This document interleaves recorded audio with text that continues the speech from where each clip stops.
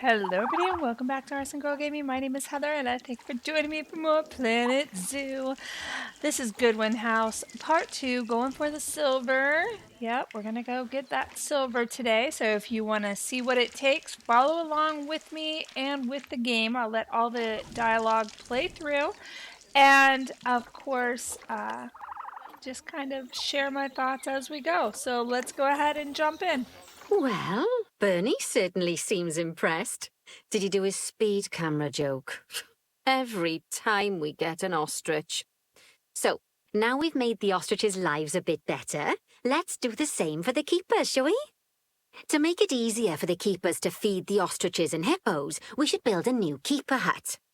Keeper huts are where the keepers prepare the food for animals, so they should be placed near to the habitats to make sure the keepers don't waste their time walking when they should be looking after the animals.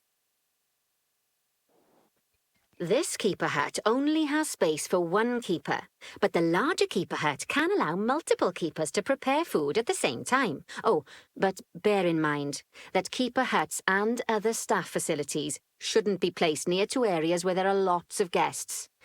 Guests don't like seeing facility buildings, and it can affect their happiness.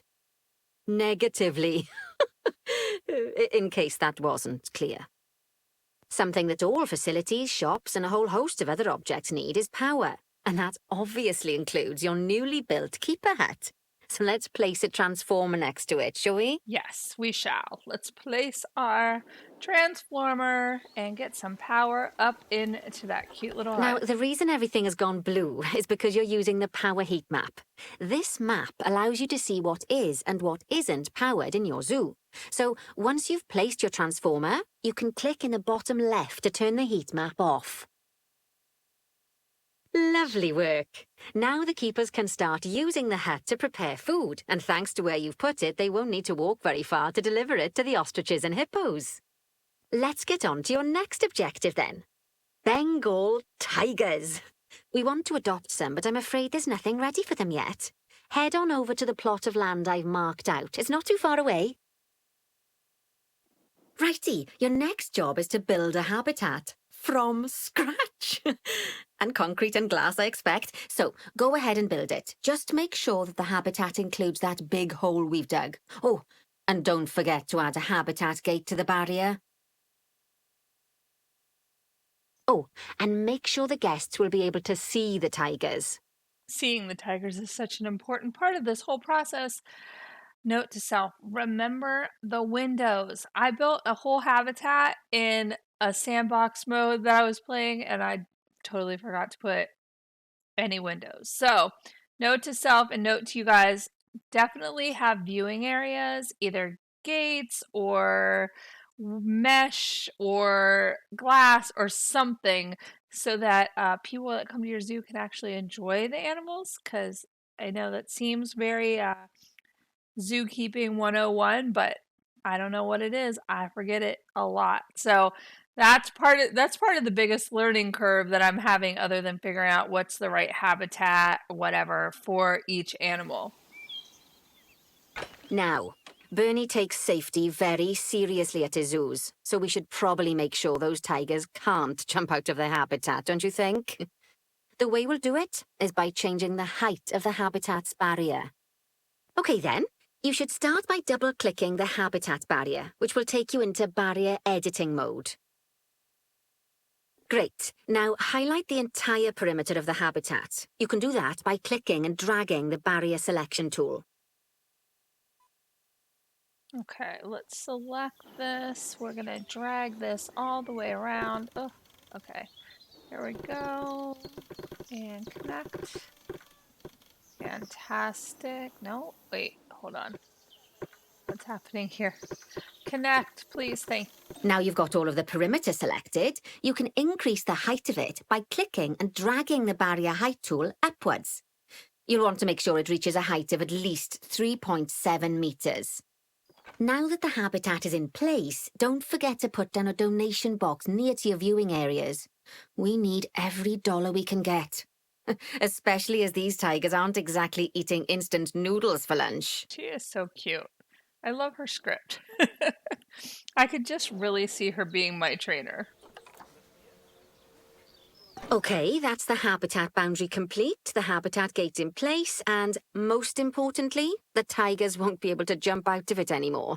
I think it's time we adopted those Oh tigers. my gosh, yes, let's adopt some tigers. I love all cats. Oh my gosh. And the tigers in this game are the cutest. Whilst our trusty caretakers collect and deliver the tigers, let's take a look at preparing the habitat for their arrival. We'll start with the basics. Add a suitable feeding station for them. All right, let's go to habitat. I'm going to put the food tray somewhere close to one of these viewing windows so that people can watch the tigers decimate their This food. time, instead of adding a water bowl, let's try something different. Some animals need a pool in their habitat so they can go for a swim, but they can also use it to drink from. All you have to do is make sure the banks of the pool have a gentle slope so they can easily get a nice, refreshing drink. There's already a pool excavated, but you still need to fill it with water. You should do that by going into Terrain and selecting the water tool. Yes, that'll do nicely. Of course, just like the warthogs and ostriches, these tigers will also need some enrichment. Why don't you add some suitable toy and food enrichment items into their habitat? I can do that. I love, love, love this pumpkin. I love watching them eat it, and I love the idea of like the nourishment that they get from it and the fun that they have just tearing it apart. Okay, it's really starting to take shape. Now, the tigers will need a shelter in their habitat so they can hide from the guests, or more likely, the bad weather. Although, given that we're in England, you might want to think of that just as normal weather. Go on, add a shelter to their habitat. You can either build one from various suitable bits and bobs, or if you like, just pop down the blueprint that I've already built for you. Oh, poor Dabs. I'm sure it can't have escaped your attention that the tigers look a bit miffed. That's because they aren't too keen on the type of terrain in their habitat. Select a tiger and bring up its information panel. Rightio, click on the Terrain tab. That way you can view the terrain information and see how they feel about the different types of terrain. That'll tell you what the tigers need more of or less of in this habitat. Okay then, open the Terrain editing tool, select Painting, and give them some more soil. Yes, that should help with the habitat part of their welfare. One thing I really struggle with in this game, for some reason, I don't know why I can't wrap my mind around it, are these slider bars, is knowing like where the line is and which direction, like more or less, that I need to get put down for plants, soil, whatever. And oftentimes I'll find myself going the completely wrong direction and then go, oh, shiitake mushrooms. I needed less of that versus more of that. So if you find yourself in the same boat, you're not alone. And if you don't, I might be the only weirdo out there that runs into that problem. Right then, all animals need plants and trees from their own biome or continent. You know, deserts, savannas, or Asia, Europe, that sort of thing. It looks like these tigers need a few more plants in their habitat. To get a perfect fit, use plants from the rainforest and temperate biomes that are native to Asia. Although if you have to, you can get away with using just one or the other. The tigers will also want a certain amount of their habitat to be covered by those plants. To find out which plants to use and how many, select a tiger and go to the Environment tab. Now, as you can see, some of the plants currently in the habitat aren't quite right for the tiger, like the wattle bushes. You can remove them if you want.